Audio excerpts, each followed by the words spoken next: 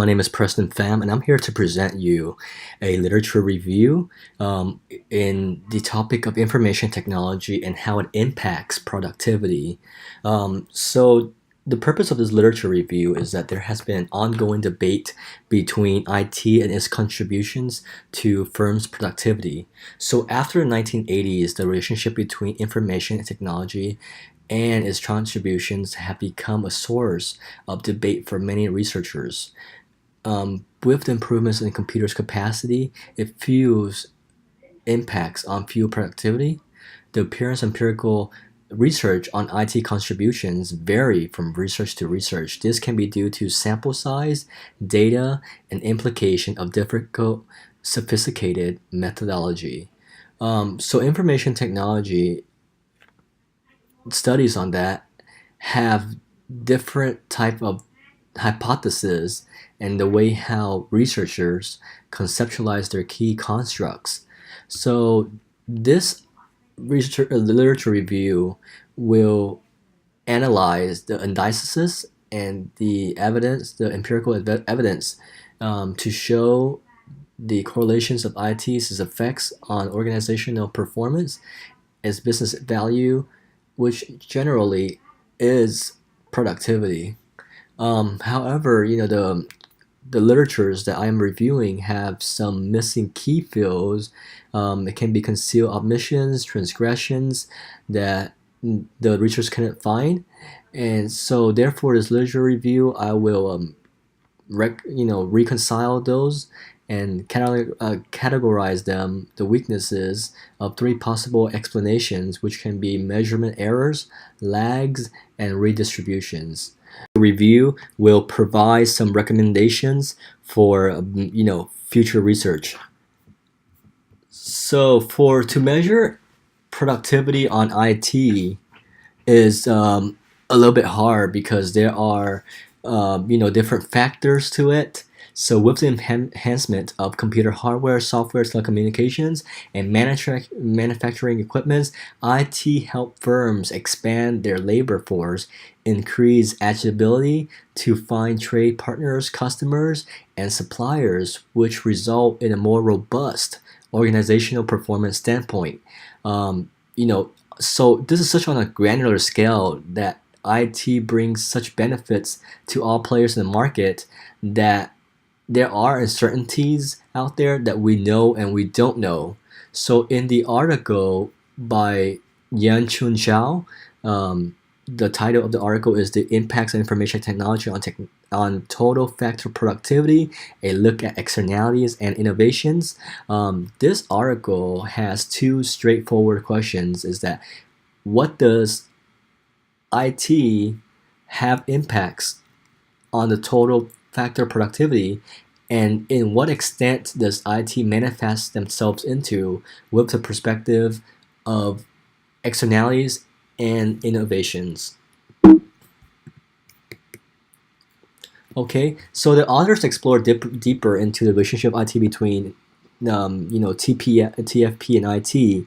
So Choa proclaims that IT serves as a grand platform to reshape the landscape into a network economy. And through this, they think that there are two factors: is induced externalities and IT leverage innovations, which benefits all market participants. So to answer the two questions above, Choa investigate with a panel of data across 30 countries pulled from OECD, and she wants to do a country study. So this will be give a more precise concept and on a macro level. And her measure of IT does not include of hardware, computer hardware itself, but also software, telecommunications equipment, and manufacturing equipment such as CNC and CAD. So through her examinations, she has some, independent variables and then dependent variables. So the independent variables here, she has assumed that will be the total factory productivity, and then there are patents. There are also other IT leverage innovations. That's her main one, and a few more within her regression log model. So as a result in the analysis, there are potential errors in the existence of contemporaneous correlations between countries. And lastly, in her findings, that there are estimated effects across the regression models, and at country level, results provide empirical evidence for hypothesis that IT-induced externalities contribute to TFP, evidence that IT leveraging innovations increase TFP as the interactions between IT capital patents that create a synergy for overall growth. Therefore, their findings do show that IT capital is positively associated with total factor productivity. So in the next theory of impact on innovation's productivity, the next article, Information Technology and Intangible Output, the impact of IT investment on innovations. So in Kleiss, he proposes that a firm's business values has heterostatic links between productivity and their level of IT investment. He emphasized that IT is the vital element to produce tangible and intangible outputs. So in this article, the authors examine the contribution of IT across multiple variables between production, knowledge creation, and innovation output.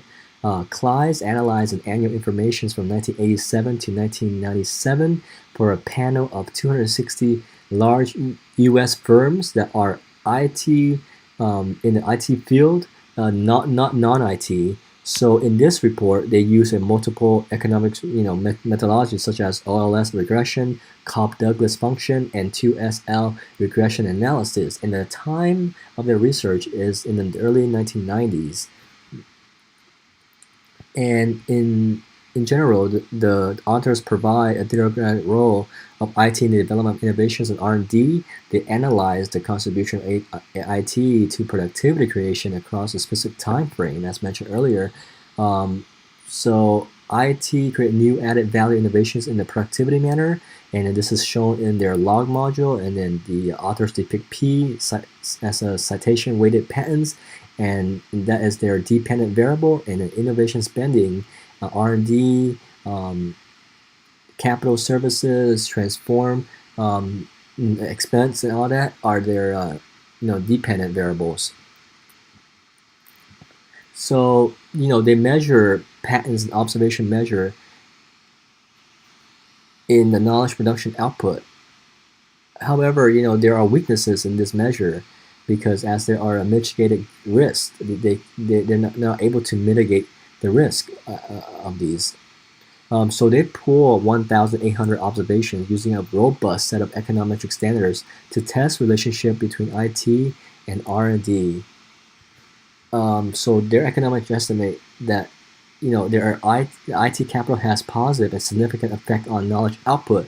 They found that R&D variable to be statistically significant at 1% level. The sales variables was found to be statistically significant at 5% level, and IT variable was found to be statistically significant at 10% level. The coefficient of determination, or the R square in the first module, was found to be 0.61, which means that 61% of the variance in the number of patents awarded is particularly from the independent variable. And then they found a positive relationship to IT and R&D with qualified adjusted patent productions. However, there were some reciprocal issues that may cause independent variables to be correlated with the error term, which may lead to the inconsistent of OLS estimates. Additionally, modules to address these issues may be tested indigeneity, such as the two-stage least squares 2SL module. And so in conclusion, there are significant evidences in the article to show the contribution of IT to firm innovations and productivity. In particular, they depict how IT serves as an effective input to R&D driven innovation process.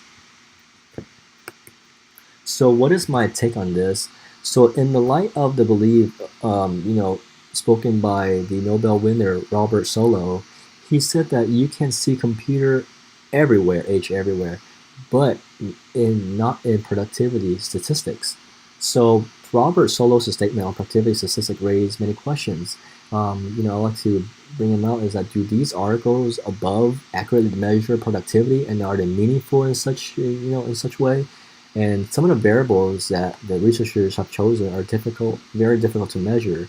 So productivity to me is not only the measurement of firms' output, but also the efficiency of its input. So input may come from various sources, but a key element that we're trying to investigate here is IT. And we want to measure the contributions of IT as a certain technology to productivity. We must examine the relationship between the units of investment and the increase of output units across a large sample for a longer period of time to yield a more accurate result.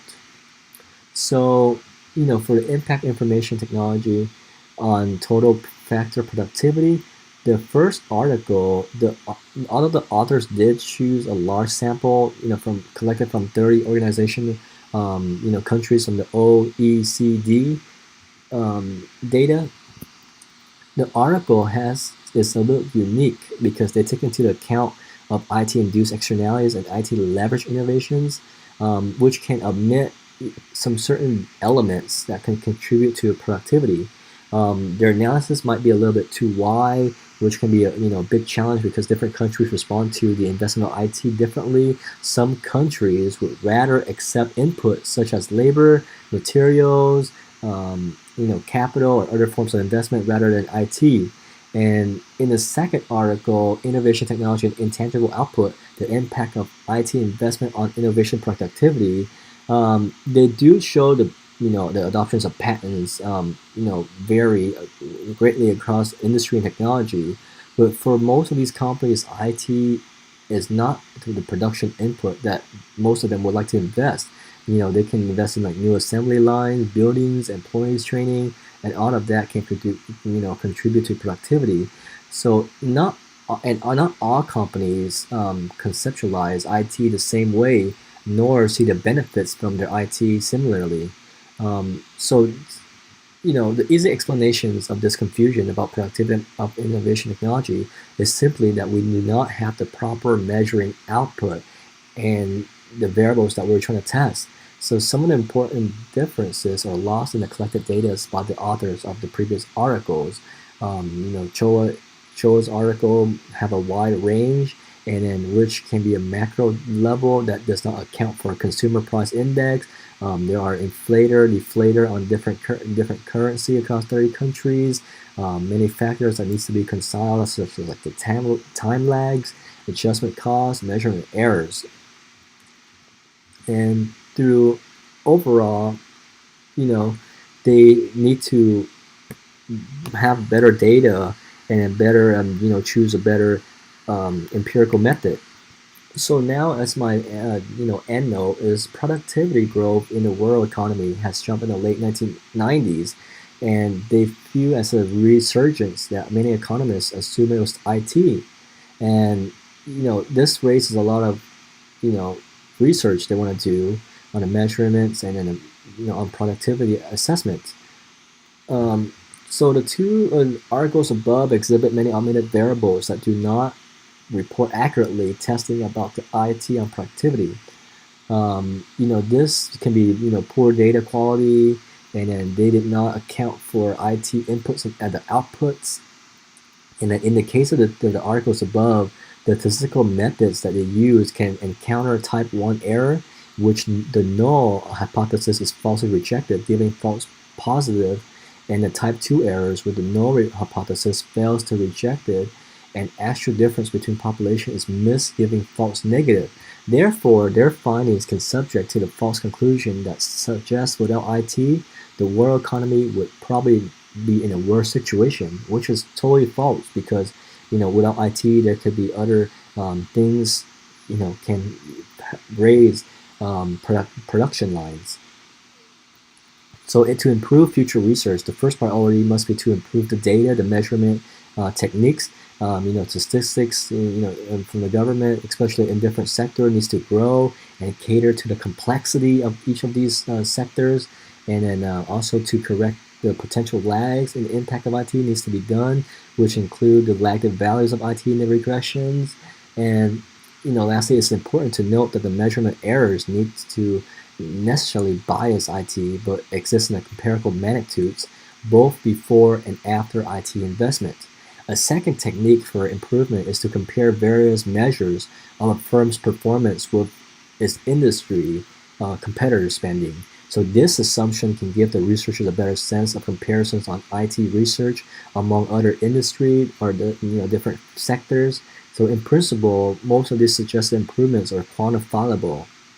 And once you get a larger data sets, the researcher can adjust their study on the industrial level, a firm level precisely, and account for the estimation of production, cost of functions for specific sector, consumer surplus, and then all of these can provide a sharper insights to triangulate or figure out the value of IT on productivity. And then the empirical method that I suggest to use is the analysis of variance, ANOVA, which I feel, this observed variance is particularly partitioned to component attributions to different sources of variations to compare and contrast IT impacts on a granular scales of productivity across different section groups. And this will be the conclusion of my presentation. And thank you once again for viewing my slideshow. Thank you.